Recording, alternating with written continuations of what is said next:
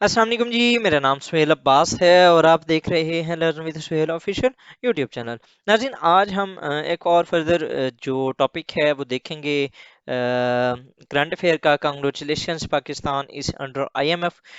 ये मैंने बस थोड़ा सा इसको मॉडिफाई करने की कोशिश की है कि एक ड्रामेटिक अंदाज में पेश करने की। बाकी कोई इस तरह का मसला नहीं है, लेकिन ये है कि Pakistan is being submissive to IMF, और उसकी मजबूरी भी है। और हम क्योंकि इस नहज पे पहुंच चुके हैं, हम एक ऐसे मकाम पे पहुंच चुके हैं कि हमें आईएमएफ के अलावा और कोई फिलहाल फॉर द टाइम बीइंग बचा भी नहीं सकता। और ईमान इतने हमारे मजबूत हैं नहीं कि हमारे लिए वो जिस तरह पहले दौरों में उतरे करते थे, फरिश्ते उतरते थे। अभी कल भी मेरी अपने एक दोस्त के साथ बात हो रही थी, and he was talking about कि किस तरह बदर के अंदर फरिश्ते आए थे और उन्होंने हजूर अकरम सल्लल्लाहु अलैहि वसल्लम की मदद की थी। और फिर फर्दर हमने ये देखा कि हज़रत मूसा अलैहिस्सलाम के लिए 12 रास्ते बने। हज़रत यूनुस के लिए मछली की ने खुद बाहर फेंक दिया। हज़रत यूसुफ के लिए डोल पहुंच गया। तो ये हर जगह जो अल्लाह ताला की मदद पहुंची थी, तो क्या अल्लाह ताला क्यों हमारी मदद नहीं कर रहा? वो ऐसी क्यों, क्या सिचुएशन है, ऐसी क्या वजह है जिसकी वजह से हमारे लिए मदद नहीं आ रही? आप देखें कश्मीर के अंदर लड़कियों के रेप किए जा रहे हैं। आप देखें फ़लस्तीन के अंदर लोगों को बहुत ज़्यादा एक तशद्दुद का निशाना बना रहा है। कुरान पाक की बेहुरमती की जा रही है। ठीक है, तो मतलब कि ऐसा क्या हुआ है जिसकी वजह से अल्लाह ताला की मदद नहीं आ रही? वहां पर तो छोटी छोटी चीजों के ऊपर अल्लाह ताला की मदद आया जाया करती थी। तो मैंने उसे ना एक पॉइंट बताया था। मैंने ये कहा था कि भाई, अगर आप वैसे मुसलमान बन जाओ तो आज भी फरिश्ते उतरें। ठीक है, लेकिन हम क्या करते हैं, हम उस तरह के खुद ही मुसलमान नहीं है। अब आप ये देखें कि गवर्नमेंट अगर 2 रुपए बढ़ाती है तो पेट्रोल पंप वाले 5 रुपए बढ़ा देते हैं। अगर आपकी कोई इंडस्ट्री है, उन्होंने 5 रुपए चीज महंगी की है, तो आपका अगला शॉपकीपर 20 रुपए से 30 रुपए बढ़ा देता है, और वो कहता है गवर्नमेंट की वजह से है। आप बाजार से लेने जाते हैं कोई प्याज या टमाटर, आपको वहां पर मार्केट रेट से 30-30, 40-40 रुपए ज्यादा बढ़ा हुआ चीज मिलती है। रीजन, वो तो इतना ज्यादा नहीं बढ़ा रहे, आप क्यों बढ़ा रहे हैं? मतलब कि हमारे अपने करतूत हैं जिनकी वजह से हम इस जगह पे पहुंचे हैं। अगर हम अपने आप को इंसान बना लें तो हमारे लिए भी फरिश्ते उतर सकते हैं। ठीक है। सो मैं थोड़ा सा साइड पे हो गया था। कमिंग टू द आईएमएफ, तो अब देखें कि आईएमएफ किस तरह हमें वो ले रहा है। अब ये देखें कि आफ्टर द आईएमएफ, अभी जो 31 जनवरी को शायद कल है, उन्होंने दोबारा मीटिंग करनी है।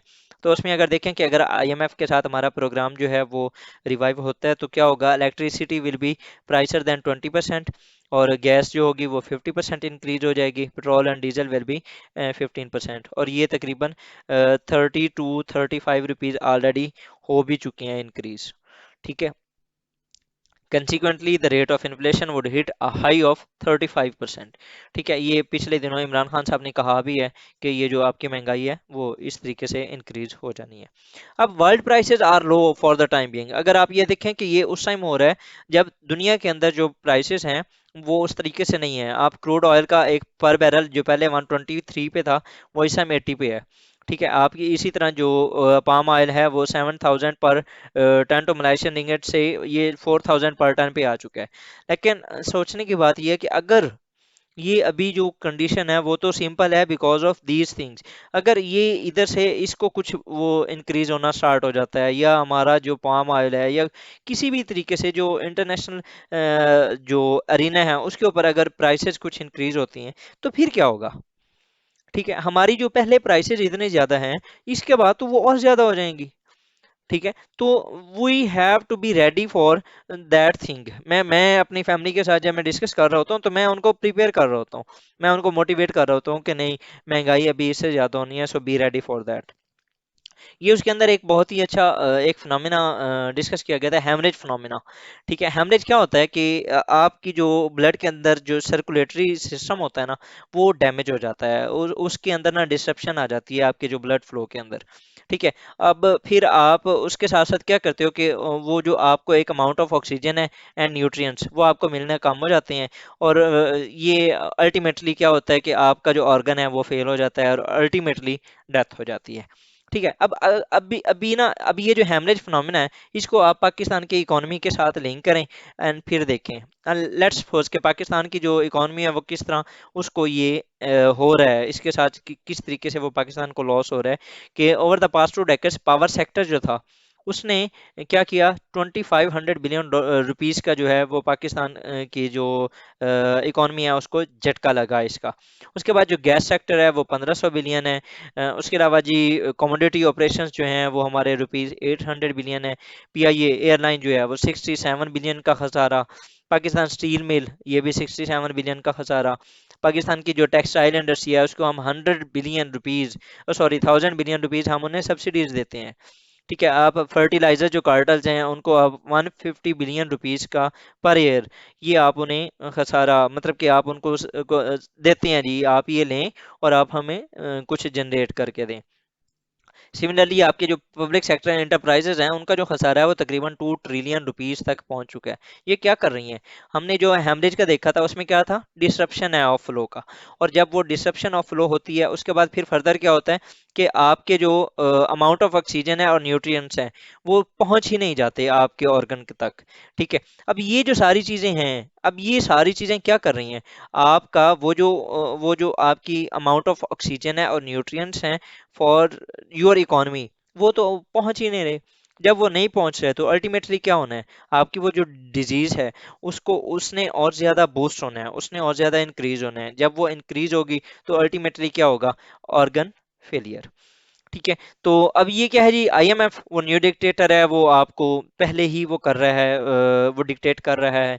ठीक है। IMF dictates because of haemorrhaging.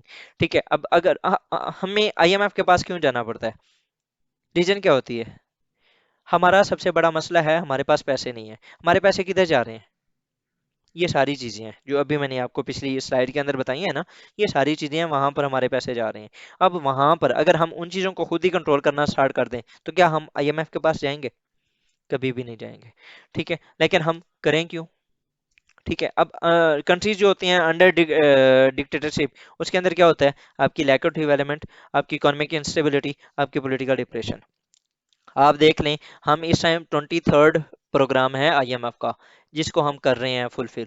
ठीक है। और 23 बार हम आईएमएफ के पास गए हैं, हमारे मुल्क के अंदर डेवलपमेंट क्यों नहीं हुई, हम इकोनॉमिकली तौर पर स्टेबल क्यों नहीं हुए? अगर उनके स्ट्रक्चरल जो एडजस्टमेंट प्रोग्राम्स हैं वो इतने ही अच्छे होते हैं तो हमारे मुल्क के अंदर क्यों नहीं हुई इकोनॉमिक, इकोनॉमी स्टेबल क्यों नहीं हुई? ओ भाई, वो सिर्फ उन्होंने वो वो वो हैं, दे आर वैम्पायर लाइक।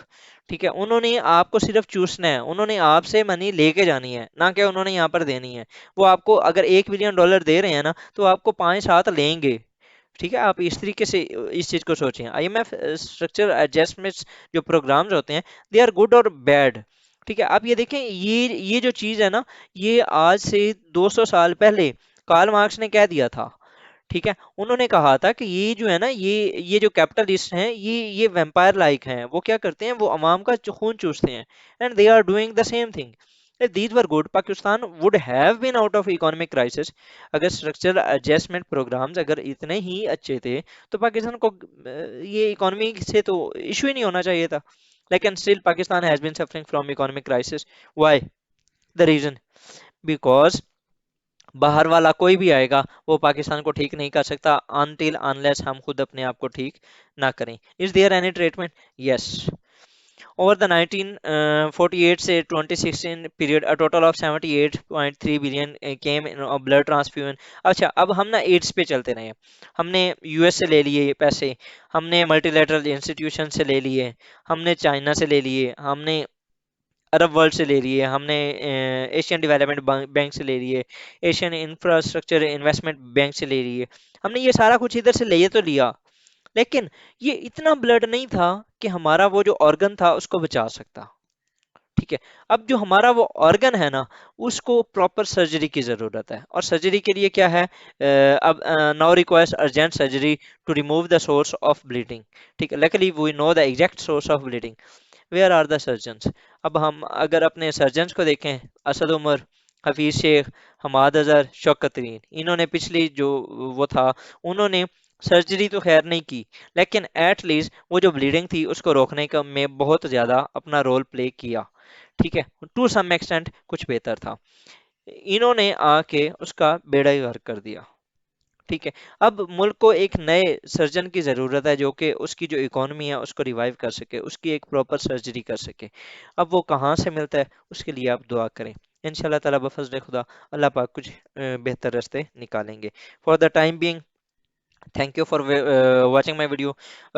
आज की वैसे वीडियो आपको अच्छी तो नहीं लगी हो, नहीं, लेकिन if you find its informative, कि आप ना इन चीज़ों को अगर आप अपने करंट अफेयर या पाकिस्तान अफेयर के अंदर इस तरह लिंक करके लिखेंगे ना, तो इन माय ओपिनियन के एग्जामिनर आपकी क्रिएटिविटी को वो इस चीज़ को अप्रिशिएट करेगा, and maybe you can get good marks by doing this. तो thank you for watching my video जी। इन द एंड, अल्लाह हाफिज़, stay blessed, thank you।